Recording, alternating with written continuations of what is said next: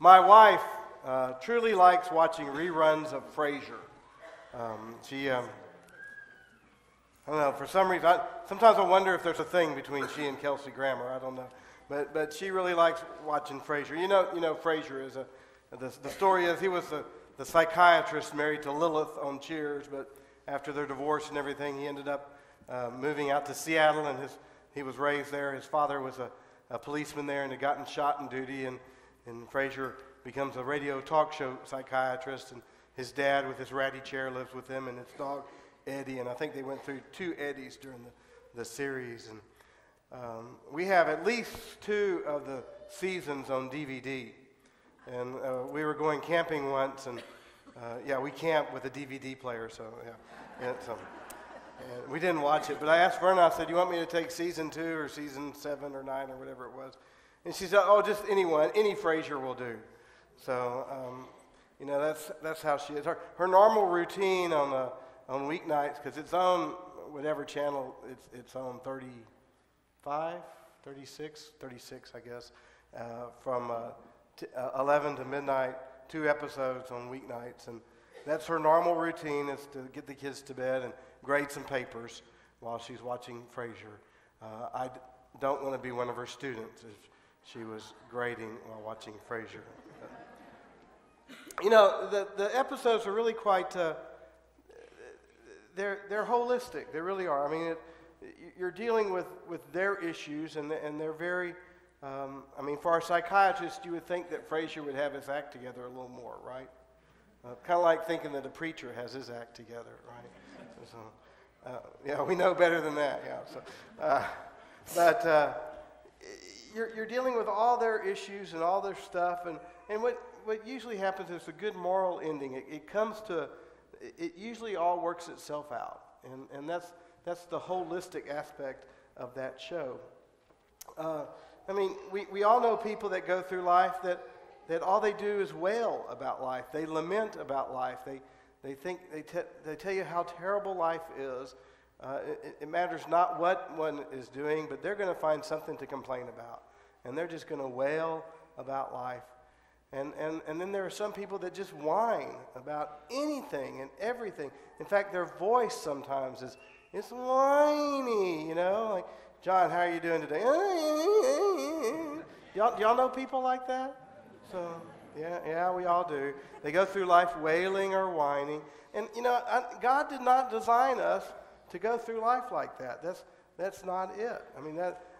God designed us for a purpose. God designed us so that we can be holistic people. God designed us so that we can actually make a difference in the world.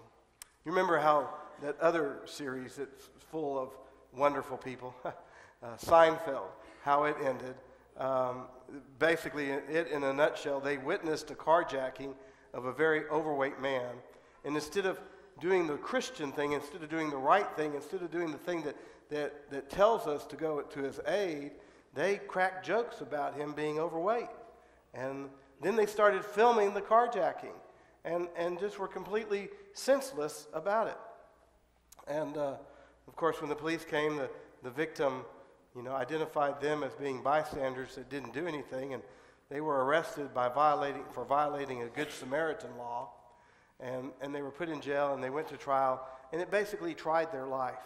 And it tried all the shows. Now, I never was a Seinfeld fan. Y'all might have been, but I never was. But one of the things that came about on that final episode was you finally realized how despicable these people were. How narcissistic they were.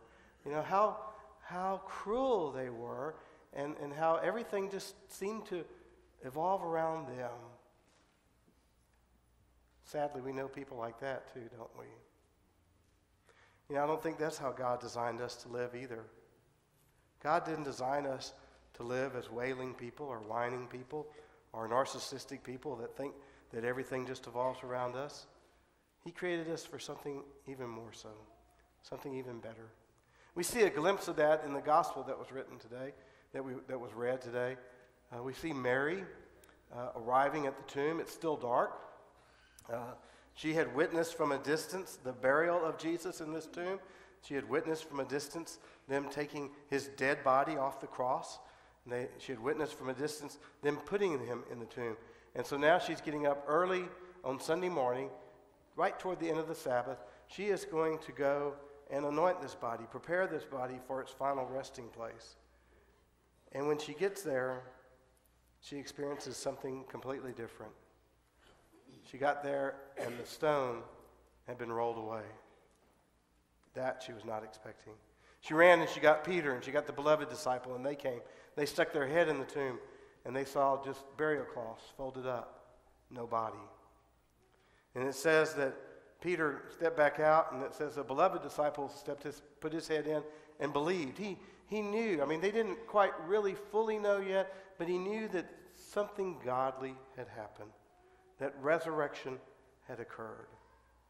And then the story quickly has just Mary back in the tomb, an empty tomb, by herself, we think. And it's still dark. And Mary's in darkness also, in grief, wondering what happened to her Lord. She wasn't wailing or whining, but she was there kind of in a pensive mood, saying, what's happening here? And two angels appear to her and say, you're looking for Jesus, and he's not here. He's alive. He's risen from the dead. And then she has an encounter with the risen Lord, and she believes. And she goes and she tells the disciples, I've seen the Lord. Excuse me. Now here's the message for all of us on this. We have a choice when we go through life of how and what our attitude will be with everything we encounter in life. We're going to wail about life, that things that don't go our way, or we're going to whine when we don't get our way. Or we can just go through life with a winning attitude of saying, God's in charge and it's all going to work itself out. That I was, as Mason was, baptized into the faith. Christ called me to be in relationship with him, and that relationship will transcend anything that gets me down. And so I can make a choice. I can make a choice either to be a wailer and a whiner, or I can make a choice that I'm going to have a winning attitude. And that's what Easter tells us. Easter tells us that even when you're in your tomb of life, that Jesus Christ is alive. Amen? Close to 20 years ago, I did a joint sunrise service with the Rio Grande Conference Church in Cotulla when I was the pastor there. And their pastor didn't speak hardly any English, and I speak very little Spanish. And we got together ahead of time and decided that we wanted to do this joint sunrise service in our sanctuary. He would preach, and we would do the music, and it would be a bilingual service, and we had it all worked out. Except many of us could not really understand everything he was saying in his sermon, but there is one thing that we understood quite simply, because he talked about the tomb being empty, he talked about death, we got that word out, talked about some other things, but then there was one phrase he kept saying over and over and over again, and it didn't really matter what language you said it in, you knew what he meant. Christe vive. Christe vive. Christ is alive. Jesus is alive. Hope is alive. I mean, I want you to know that when you leave here this morning, that no matter what your situation is in life, it could be death, it could be that you are dealing with a tomb, it could be that you're dealing with an unruly child, or a teenager gone away for college, or trying to save money for college, or the economy as it is, or your job, or your lack of job, or the possibility of losing your job. I mean, there's just a tremendous amount of things that can despair us. And we can go through life wailing about it, or whining about it, or we can understand that Jesus rose from the grave for a reason. For a reason. And that reason was you. That he is alive. That he calls you to follow him. That he goes before you. And he simply says, be my disciple.